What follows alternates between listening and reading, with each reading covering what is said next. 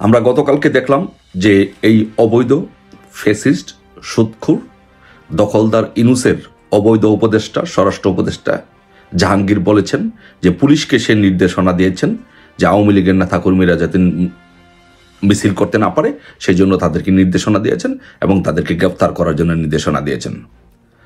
So আমরা বলবো যে বাংলাদেশের পুলিশ বাহিনীর কাছে আমাদের একটা অনুরোধ থাকবে যে বাংলাদেশের পুলিশ বাহিনীকে বলবো এবং প্রশাসনের যে স্তরে যেখানে কর্মকর্তারা আছেন, কর্মকর্তা কর্মচারীরা আছেন, প্রশাসনের army, police, RAB, BTR, administration সহ সবাইকে বলবো যে আপনারা এই অবৈধ সরকারের এই অবৈধ আদেশ কেউ মানবেন না।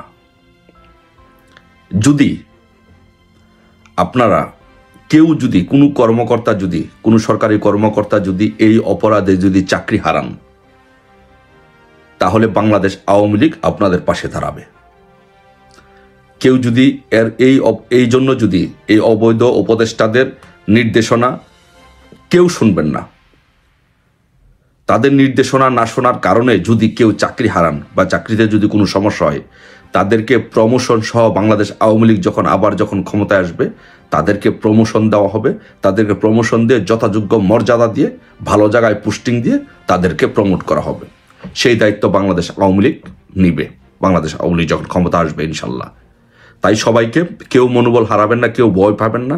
এই অবৈধ উপদেষ্টাদের কথা কেউ শুনবেন না। বাংলাদেশ আওয়ামী লীগের কোনো নেতা কর্মীদেরকে কেউ অন্যায়ভাবে গ্রেফতার করবেন না, হয়রানি করবেন না। কারণ মিটিং মিছিল করার অধিকার বাংলাদেশের যে সংবিধান, সেই সংবিধানের মধ্যে আছে যে বাংলাদেশ জনগণ তাদের অধিকারের জন্য, মৌলিক অধিকারের জন্য তারা মিটিং মিছিল করতে পারবে।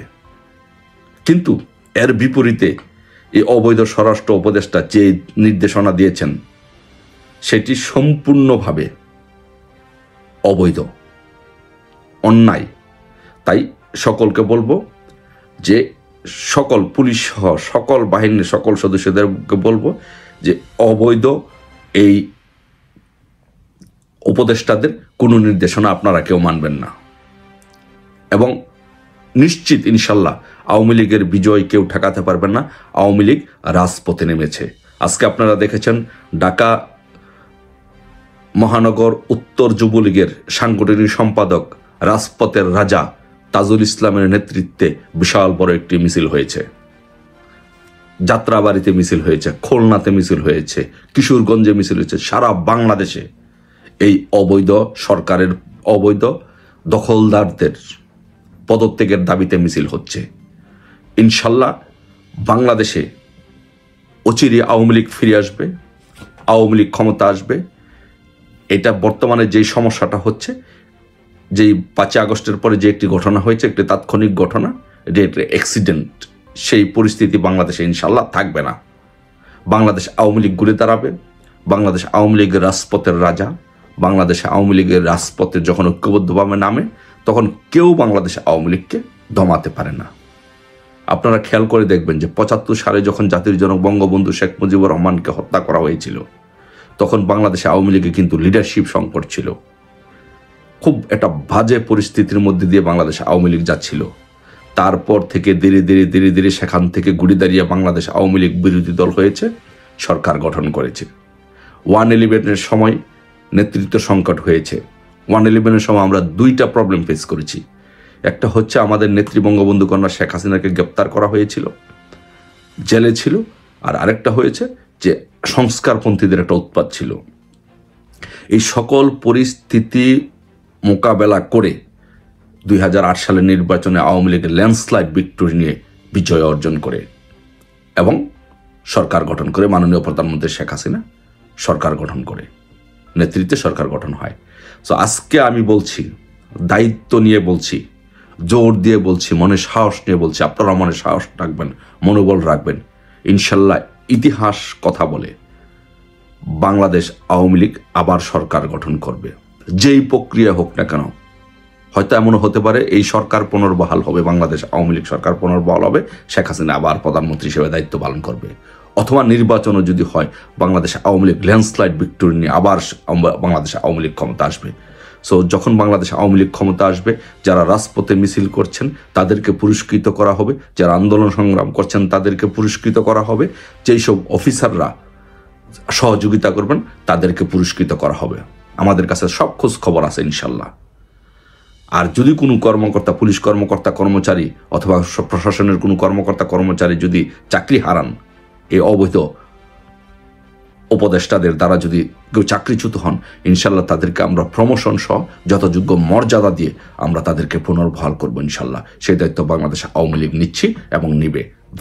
দর্শক, ছাত্র সমন্বয়কদের যে দল জাতীয় নাগরিক পার্টি বা এনসিপির ভবিষ্যৎ কি, কতক্ষণ টিকে থাকবে, এ নিয়ে এর মধ্যে অনেক ধরনের বিশ্লেষণ আমাদের সামনে এসেছে, আশঙ্কার কথা প্রকাশ করেছেন রাজনৈতিক বিশ্লেষকরা। এখন খোদ দলের শীর্ষ নেতাদের অনেকেই আশঙ্কা প্রকাশ করছেন এই দলের অস্তিত্ব নিয়ে, এবং এই দলেরই আবার কোনো কোনো নেতারা যেসব মন্তব্য করছেন, যেসব অভিযোগ আমাদের সামনে নিয়ে আসছেন, তাতে মনে হচ্ছে ডক্টর মোহাম্মদ ইউনূস সরকারের উপদেষ্টাদের অনেকেই ভারতের গোয়েন্দা সংস্থা রয়ের প্রেসক্রিপশনে নিয়োগ পেয়েছেন। এবং দিন যত যাবে এরকম অনেক তথ্যই বোধহয় আমাদের সামনে আসবে। সেগুলো কতটা সত্য সেগুলো অবশ্যই বিচার বিশ্লেষণের বিষয়। তো এই দলের যে তৃতীয় সাধারণ সভা অনুষ্ঠিত হলো, সেখানে দুর্নীতি, স্বজনপ্রীতি, দলীয় নীতি বিরুদ্ধ কর্মকাণ্ড সহ বিভিন্ন ইস্যুতে দলের শীর্ষ নেতাদের অনেককেই কাঠগড়ায় দাঁড়াতে হয়েছে। শীর্ষ নেতাদেরই আবার অনেকে যে অভিযোগটি করছেন তা হচ্ছে মুষ্টিমেয় কয়েকজনের জন্য নানান কর্মকাণ্ডে দলের 60% রাজনীতি শেষ হয়ে গেছে, 60% রাজনীতি শেষ হয়ে গেছে। বাকি 40% কতটুকু ধরে রাখতে পারা যাবে তা নিয়ে শঙ্কা রয়েছে। এটি খোদ দলের শীর্ষ নেতাদের অনেকেরই অভিযোগ, এবং স্পেসিফিক যাদের বিরুদ্ধে অভিযোগ এসেছে তাদের মধ্যে অন্যতম সার্জিস আলম, অন্যতম সংগঠক দলের দুর্নীতি এবং দলীয় নীতি বিরুদ্ধ কর্মকাণ্ডের জন্য তার বিরুদ্ধে গুরুতর অভিযোগ উঠে আসে। এবং আরেক যে সংগঠক হাসনাত আবদুল্লাহ, তার বিরুদ্ধেও একই ধরনের অভিযোগ উঠে আসে। সার্জিসের বিরুদ্ধে অভিযোগ ছিল যে পঞ্চগড়ে কদিন আগে তিনি যে বিশাল গাড়িবহর নিয়ে গিয়েছিলেন, শতাধিক গাড়িবহর, সেই শোডাউনের জন্য তিনি এত টাকা কোত্থেকে পাচ্ছেন। হাসনাতের বিরুদ্ধেও প্রায় একই ধরনের অভিযোগ। দলীয় কার্যক্রমের চেয়ে তিনি নির্বাচনী প্রচারণায় নিজের নির্বাচনী এলাকায় সময় দিচ্ছেন বেশি। এবং গত 9 এপ্রিল তারা দুজনে দুদকে গিয়েছিলেন, আপনারা জানেন। সেখানে সাংবাদিকদের মুখোমুখি হয়েছিলেন।